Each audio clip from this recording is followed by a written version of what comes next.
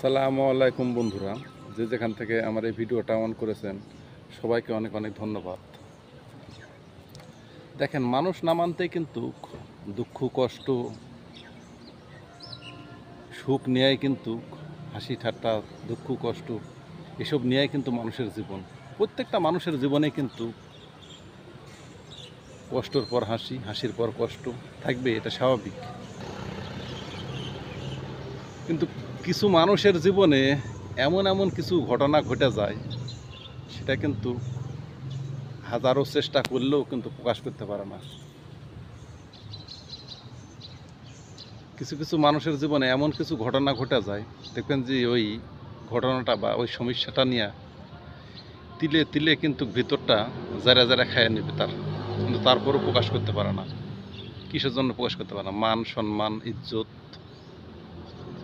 নিজের আত্মসম্মানের ভয়ে কিন্তু। তারপরেও কিন্তু মানুষের সামনে যখন থাকে, বা পরিবার পরিবহন সমাজ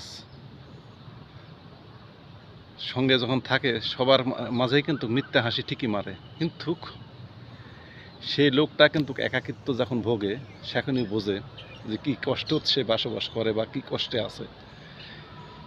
আল্লাহ মাফ করুক সবার জীবনেই থেকে, যদি এরকম কিছু কষ্ট থাকে আল্লাহ তাদেরকে হেদায়েত করুক, ভালো রাখুক, সুস্থ থাকুক।